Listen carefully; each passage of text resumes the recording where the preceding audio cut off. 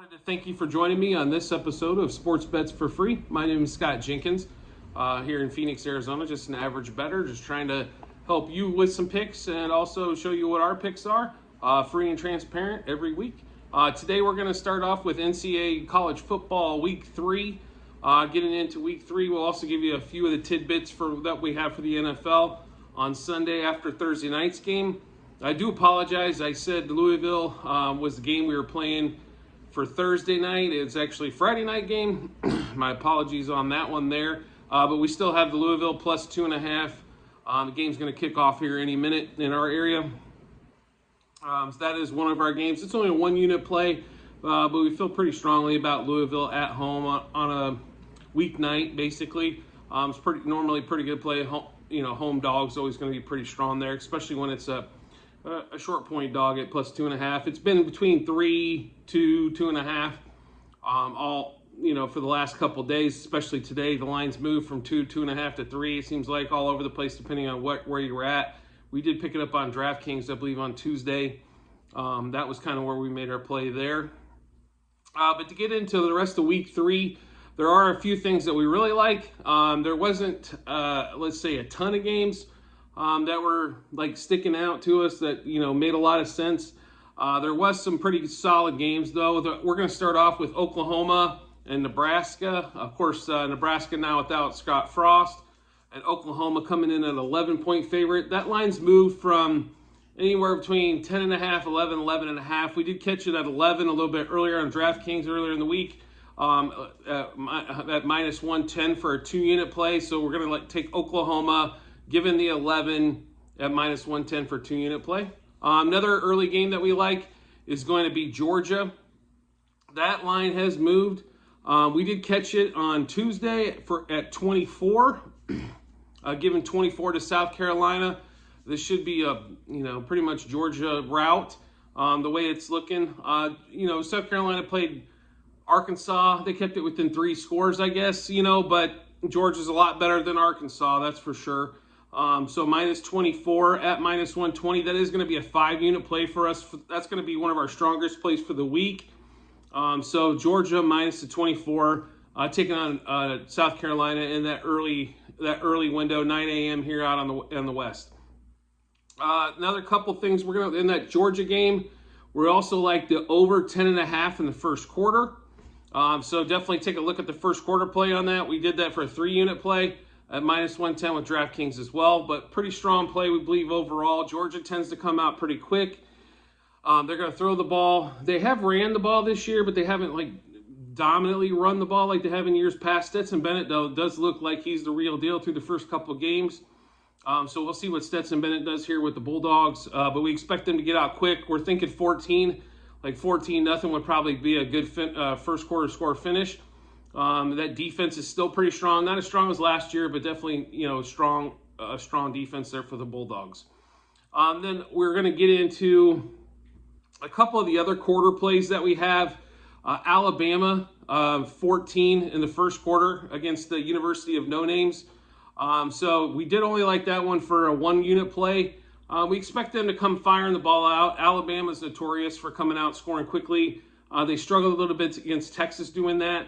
But overall, it shouldn't be no issue whatsoever coming out and scoring a couple quick touchdowns plus in the first quarter. We do, like I said, do like that for a 1-unit play. Then Ohio State, I think this is based off the last 2 games, to be honest with you, because the line was kind of surprising for the first quarter. Only going against Toledo, only over 13.5, so 2 touchdowns in the first quarter. We did like that for a 3-unit play. At minus 120, a little bit more juice on that to take the over. I did take a look at DraftKings before, and I believe they're still at that 13.5, so I think it's a pretty good grab. They should be able to come out and throw the ball pretty quickly against Toledo, get a couple touchdowns, and it's an easy first quarter cover for us. So the other games that we really did, the games we'll get into that we liked, besides Oklahoma and Georgia are in that early window, is going to be the late window game of USC. We did catch this one at minus 12.5. That line is down to 11, which obviously we like it a lot better at 11 than 12.5. But still liked it at 12.5 for a 3-unit play. USC has dominated the first 2 weeks. They kind of, last week they let Stanford back into the game a little bit. to make it a little bit closer on the line, but that game was relatively over by middle of the third quarter. So USC, you can grab them at 11 now, but like I said, we did grab them at 12.5 a little bit earlier in the week. Vanderbilt plus the 2.5 this week. This is one of those games. They're like power index. Vanderbilt's quite a bit better in this matchup. They are on the road, so getting 2.5. We'll take a shot at that one there with Vanderbilt. UNLV, we like this one quite a bit. Only -3. That line still stayed steady at 3. So UNLV -3, -110 for a 1-unit play. And then the other games we like quite a bit. LSU at +2.5. Once again, it's one of those power index plays. They're a better team overall, and getting the 2.5. And then we're going to get into our 5-unit plays. I do apologize. So our 5-unit plays that we really like for this weekend. Number 1, Western Kentucky. This might be my favorite overall play of the weekend, or Saturday at least. Western Kentucky's offense still going strong from last year. Their defense, not so much. Not the greatest defense on earth. Never claimed to be at Western Kentucky. But I think they are going to score, and getting 6.5, and power index ranks them at ahead of Indiana as well. Indiana struggled to score the ball against Illinois. Do expect Western Kentucky to really compete for this one on a win, let alone getting the 6.5. So one of those dogs that you think can win the game. It's a live dog, can win the game outright and get 6.5 points. But Western Kentucky for a 5-unit play, -115 on DraftKings. It stayed steady there pretty much all week. I don't know if it's slipping under the radar a little bit, but Western Kentucky plus the 6.5. The other ones we're going to like, Penn State. This line has came down. We did end up getting it at 3 on Wednesday, -105. But again, going against Auburn, the Penn State-Auburn rivalry has been going on for the last couple of years. But we really like Penn State. Clifford at quarterback. Experienced quarterback tend to handle games on the road a lot better than young ones do. So definitely like Penn State here, -3. The other 2 plays that we really like is Michigan State. Don't understand this line. It smells kind of trappy if you're a gambler and you're like, this line looks almost too good to be true. Washington does play well at home, no question about it. And Michigan State going out to Washington to play. They are getting 3.5. We really like that. At worst case scenario, I saw them losing by a field goal, so now you're going to give me 3.5 points, and you're giving me the better team. That's 5-unit play. We did get that at Caesars at -115 a little bit earlier in the week. And then a game that switched quite a bit. Actually, the lines moved to 6. We love the Miami Hurricanes. We took them at 5.5 at Caesars a little bit earlier in the week. I thought the line was going to go the other way. I guess I read that completely wrong. But love the Hurricanes here. Texas A&M, a lot of people think that they overlooked their game last week when they got upset. I'll be really honest with you. I don't think Texas A&M can score. So their offense has looked pitiful through 2 games. And Miami's defense has looked strong. Their offense has been decent to above average. Put it to you that way. So we love the Hurricanes here going in to Texas A&M and getting 5.5, 6. If that line switches tomorrow to 5.5, don't fret. I think you're fine at 5.5, let alone if you're getting 6.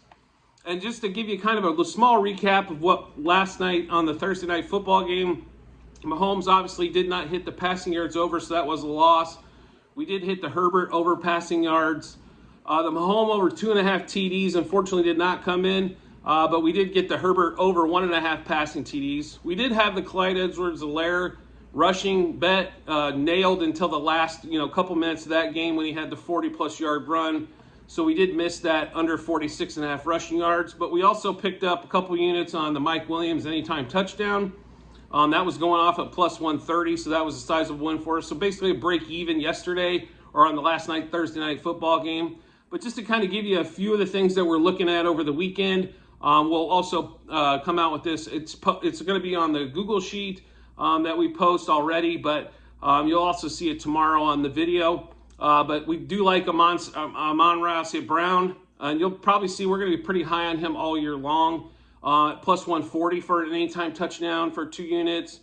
Javonte Williams, if they do this again, what they did last week, which is basically give Melvin Gordon the ball, I might be done betting on any Broncos until we get a better grasp of what it is. But Javonte Williams, much better back than Melvin Gordon. We do like over 83.5 rushing and receiving yards. Christian Kirk, who had a great first week, his line's only at 57.5 receiving yards.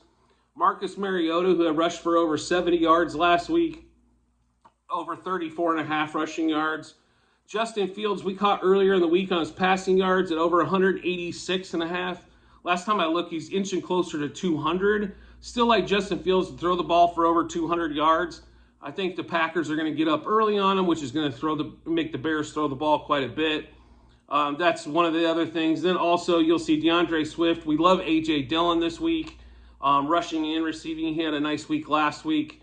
We think McLaren, even though he only caught 2 balls with the Commanders, we think he's going to have a big week. Even though he only caught 2 passes, he did bust through on his receiving yards prop last week. We also think Marquise Brown's going to see a little bit more action than his little 4 catches last week. And then Najee Harris, if he's playing, we like those as well. Just some of the stuff that we're going to like for NFL Week 2. As we get into week 2 for the NFL and week 3 here for college football. But just to run through again what we have for college football: Oklahoma minus the 11, Georgia minus 24. The first quarters, we like the over in the Georgia, Alabama, and Ohio State game. We like USC as the home favorite. Western Kentucky is probably our strongest play of Saturday at plus 6.5. Vanderbilt at plus 2.5. UNLV and Penn State both at minus 3. LSU getting 2.5. And then Michigan State and Miami getting points as well. And we think both of those are extreme live dogs where they both should win outright. So thanks for joining me on this episode of Sports Bets for Free. As always, you can check us out at SportsWager4 on Twitter. Then we'll also be posting our Google Sheet with our bets and our results. And we look forward to seeing you on the next episode.